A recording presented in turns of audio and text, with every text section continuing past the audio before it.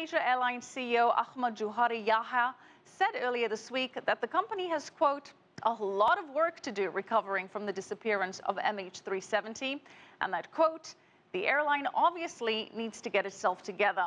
So, what can they do to get themselves together, at least from a PR perspective? And to answer that question, we're joined by Dean Crutchfield, president of Dean Crutchfield Associates, a branding and marketing firm. Dean, good to have you on the show. Thanks for joining Michelle. us. Good to be here. Malaysia Airlines. Yeah, all we can do is grimace at that PR disaster. Absolutely. At this stage, what can they do? I don't know what they can do here. They've made such a blunder, such a bad move. The whole thing has been handled, in an amateur fashion. And I think it's been particularly clear that they've been looking after themselves all the way along. And the fact that they don't have the class to actually approach these families who are going through hell, that they apply a text message, is absolute outrage. It's like 101. Where did they get that advice from? Who made that decision? That text message certainly reverberated around the world. They did, in fact, confirm to the families of the passengers, sending a text saying it was now beyond, quote, a reasonable doubt that anyone on the plane survived. How should they have notified the families? It was very easy for them to approach each family, one by one, with a phone call, with an approach that actually could have been a softer approach to it, to talk about such damning news. A text message is cheap, it's pesky, it's low, it's shabby, and it's unprofessional.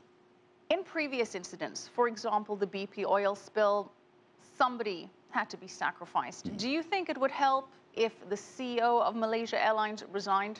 Absolutely. Someone has to literally stand up and take responsibility for this. And in these massive situations of chaos and calamity, the CEO is ultimately the throat to choke.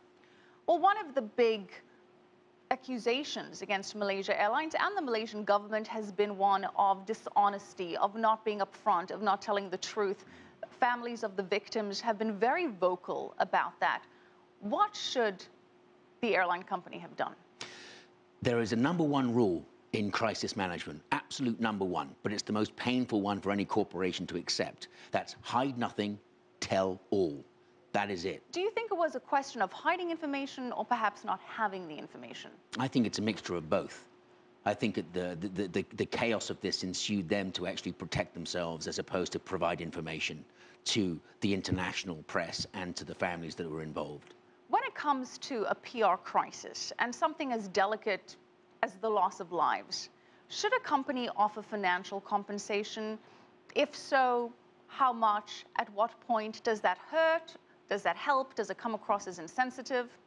No, I think that some kind of reparation needs to be made, and that's often in the form of money, particularly when the legal process starts. The outcome of that is typically that money's involved. So yes, it needs to be thought about, it needs to be offered. It's a question of how it's done. And by offering money, what are you accepting? What is the responsibility you're accepting by offering that money? Well, another company that's going to be in for a lot of compensation and financial reparations is General Motors. They're in a hot water PR disaster themselves with the recalls related to the 13 deaths of the ignition switch. Yes. How's GM handling this? I think GM is handling things very badly. I think the whole reaction from them has been slow as they look after themselves to make sure they're understanding the legal implications of all of this. And that's been quite apparent by the delay of information, including Mary Barra, the CEO, slow in response and constantly putting off requests for more information because they haven't collated it themselves. I think it's just putting them more in trouble by the slow response. So you don't think her testimony has been sufficiently open, sufficiently clear? Not at all. Not at all. Which is ironic because she was a public relations executive briefly at the firm from 1999 to 2001. Ironic, yes. Ironic indeed. So should a company in this position then perhaps have an advert, a public service announcement? Is that the way to go? Well, no, I think one of the things you said was company, a corporation. A lot of corporations that own brands, including GM, Buick, Cadillac, Saturn, etc., they kind of look at those as their brands. What they forget is they're a brand also. They're not just an investor brand. They're a trade brand, an employee brand, a consumer brand, an environment brand, a community brand. They're a brand, and GM has clearly forgotten that. But Dean, how much brand damage happens in the long run? How much sales on average is lost after a disaster like this? Well, one can never really tell what that might be. There is research out there that shows that some businesses have been hit immediately with a 20% drop in revenue, but they can regain that depending on how they perform. Clearly, GM will have issues selling, Chevrolet Cobalts in the United States, given the situation that's happened. But on the whole, most firms can actually get over this, particularly large firms that have the infrastructure and the resources. Does the public remember? How long before it's like, oh yeah, I remember something happened with GM cars like 2 years ago?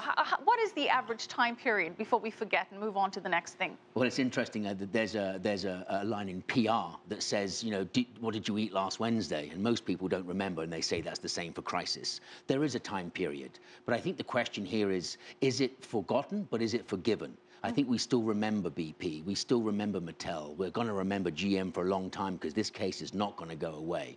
So it will dog them for many, many years to come. But that doesn't mean that someone's not going to buy a Cadillac. So your advice very quickly, the playbook of handling a crisis, what should a corporation do? Well, there's three key areas that they have to work on for the consumer. First of all, they have to simplify decision making. This includes expert reviews and the information. It's not about the GM brand, it's about trusting the information they provide. And at the moment, that's not been very good. The second, they have to simplify learning. What happened here? What went wrong? We still really don't know. I mean, it seems to me that it's a little steel rod that was 15 millimeters too short, it seems technically, but can that be explained better?